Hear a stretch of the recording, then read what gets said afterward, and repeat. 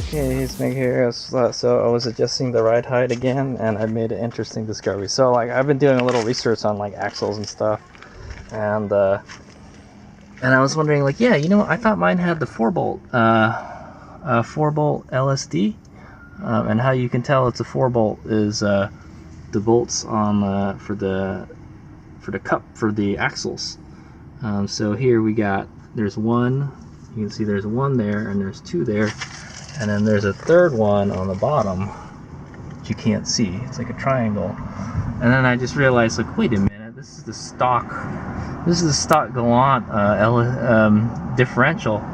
And so that means I think this Galant doesn't have LSD. I'm not sure. I don't know if a stock Galant has LSD. I'll put a description below if it does. But I don't think it does, because I spun the wheel. Like, I can spin it right now. So I'm spinning this one this way, right? So look at the axle. Look at the axle. It spins the other way. See, I'm spinning this one forward. That one's going backward. So that means this is an open diff right here. I was like, oh, I thought it had LSD. Dadgummit. I'm like, all right, well, so here in my garage, it's been sitting here for like a couple of years, is this differential, and I was wondering why he gave me this differential. I thought he changed it or something. This is the previous owner gave this to me, and this is a 4-bolt. This is a 4-bolt LSD right here from an Eclipse. So 1, 2, 3, and then there's the fourth one back there. So it's shaped like a square. These are supposed to be stronger. This is an upgrade for the Galant, so it's got all the CV boots in there, and they look good. And I was always wondering why he gave this to me. And I think he bought it, but he never put it on the car. He didn't put it on the car yet, so there it is. B1H viscous LSD. So I don't really know what's on this car. Take a look at the case on this differential here. So I mean, if you find a turbo all-wheel drive Galant, this is a B17 something. It says viscous. It just says viscous on it, and I can't see anything else. So it's got little fins on it. It's a pretty nice looking diff, actually. So Hades Omega is not, I'll tell you, I'm not an all-wheel drive DSM expert. I always have front-wheel drive, so front-wheel drive is a lot less complicated and less things to worry about. So maybe we can make this thing handle a little better with the LSD. So I just found out something I have to do still. I have to do more rear end work on this car. So at some point we're gonna go ahead and install that 4-bolt LSD. It's got everything I think to do it. So hopefully that one's a good one too. It looks pretty clean. Yeah. So all right. So that's just one thing I wanted to point out. This has the stock 3-bolt LSD, and I think the previous owner he bought that 4-bolt LSD, and he never installed it. So it's up to me to install it now, it's cool, I guess. I thought that he'd done it, but I guess he didn't. And I actually checked it. I was like, oh, this is the 3-bolt. This is the weaker one. So they're saying like, so the advantages of the 3-bolt over the 4-bolt is it's stronger. I think the axles are stronger on the 4-bolt, obviously, because it has an extra bolt. It's a revised version of this, basically. It's like the Evo 3 diff or something. I don't know. I would think it's the Evo 3 diff. That's what I'm thinking, because a lot of the parts that were on the DSMs, the Eclipses, were actually Evo 3 parts, you know. Most of them anyways, or Evo 1 or Evo 2, you know. They all use all the same shit pretty much. And this became before all of them, so that's the thing right there. So anyway, yeah, so this is a 3-bolt. It's not as strong. I think it's okay. I think if they said if you do a lot of hard launches, you could break the axles. I do not do a lot of hard launches. I was gonna kind of make this setup for like track days, or you know, I have to drive a lot of toge in it, so that's what I do in this car. So I don't think we'll have a problem, but I think I don't know. I don't think this has an LSD, so that could be an upgrade, like a super upgrade for. It could be a differential 2.0 right there. So hopefully that thing is still in good shape. We'll have to pull it out one day and take a look at it. But anyway, yeah. So that's my little vlog on the rear end discovery I just made. I have more work to do on the rear end of this car.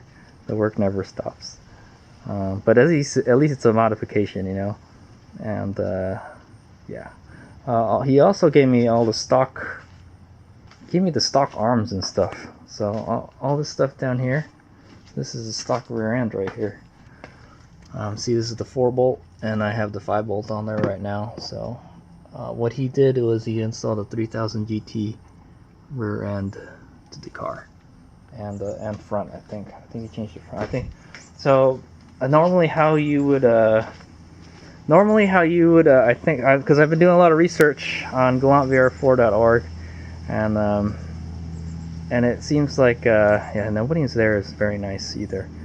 I posted something on Galant VR4, and then like they moved my post to the newbie section or whatever. It's kind of whatever, dude. But anyway, there's a whole lot of info on Galant VR4 about Galants.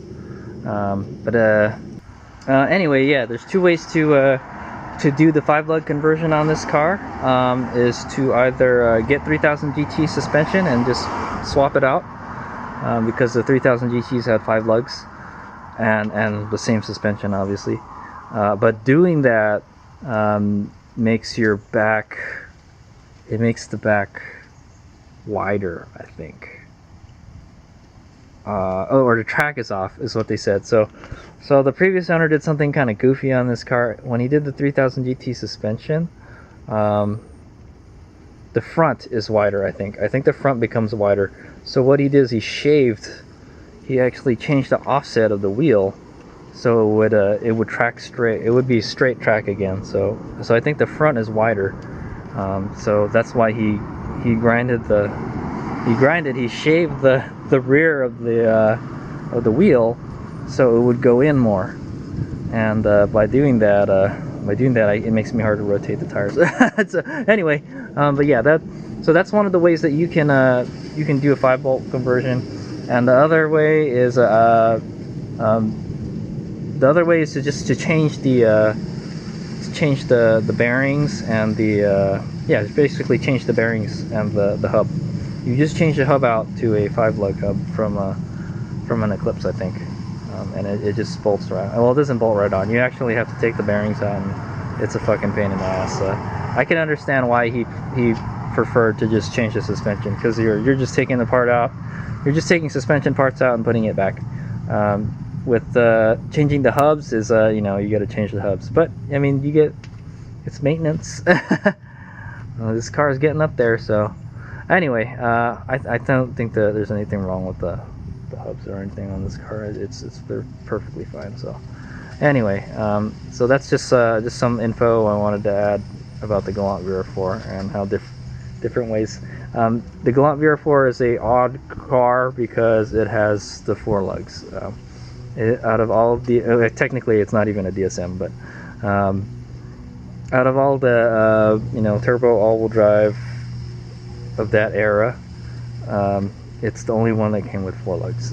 All Eclipses came with 5 lugs, Talons, Lasers, pretty much all the cars after that came with 4 lugs, except for the Galant. I guess the Galant only had 4 lugs, so yeah. But the good thing about doing the 5-lug is you can use the 5-lug wheels from the Evo, or you can use any pretty much DSM wheel you want, and there's a lot of wheels to choose from, so alright, anyway, so yeah, that's my little rear end and suspension vlog for the Galant VR4, and some more stuff for Hades and Mega to do. Tired of working on this car, man. It seems like I wrench on this car more than I drive it, and I believe that's true. Alright, here's Mega. But then again, that's kind of why I bought the car, right? Oh, okay, so I wanted to add this to the little the rear suspension revelation or rear drivetrain vlog is that what is the word?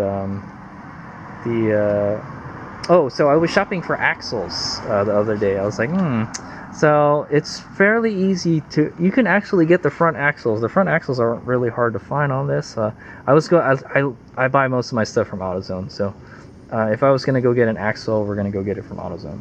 And the axle is bad on this on the front right, so we're gonna go ahead and change that. That's actually the good thing is it's the easier one. I think it's the easier one to change. I think. Anyway, so the front axles on this car are kind of weird. They're not like the front wheel drive Eclipse. There's like a bearing carrier assembly. There's a bearing and a carrier assembly mounted to the axle itself, and then you bolt that onto the engine or something, and so it has like an extra support to it. That's kind of weird. The other Eclipses don't have that. I mean, the front wheel drives don't have that, so I've never seen that before. It's kind of weird. But anyway, I was looking at the axle and it was like a little wet yesterday. But anyway, I'm talking about the axle. So yeah, like I mentioned earlier in the vlog, the rear end on this is a stock Galant VR4 rear end, and it's a 3-bolt. It has 3-bolt axles. 3 bolts meaning that, you know, where the cups bolt up to the hubs are 3 bolts. So and I realized, like, I was looking for Galant VR4 axles. I can only find front axles. I cannot find the rear axles. I was like, that's kind of weird. Like, so I guess, so this is like I said, this is a very specific model in the, you know, in the Mitsubishi line, I guess. This is the only Galant that had the turbo and the all-wheel drive. No, that's not. That's not. The GSX had a. I wonder what the GSX is like then. That's a good question. The GSX is probably the same. Anyway, yeah, I should look up for parts for a Galant GSX. There was an all-wheel drive non-turbo Galant, and they called it a GSX. But the turbo all-wheel drive is this one. I think, you know, honestly, I think the GSX is even more rare. I've never seen one in my life. I've never seen a Galant GSX. Anyway, besides that, I can't find the rear axles for this at AutoZone. So, but I can look for axles for a 92 to 94 Eclipse, and it should bolt right in. So that's one of the advantages of having the 4-bolt rear end, is it's easier to find axles. There's more Eclipse. Yeah, there's more Eclipses out there than there is Galants. At least all-wheel drive Eclipses. So using Eclipse parts will be, I mean, it's a better way to keep the car running longer. So it's definitely that's another one of the advantages to swapping the Eclipse 4-bolt rear end in, is it's easier to find axles. Well, they're stronger, they're easier to find axles, and you get LSD. Like I said, I don't know if this has LSD, but I'm not sure. All right, here's we go.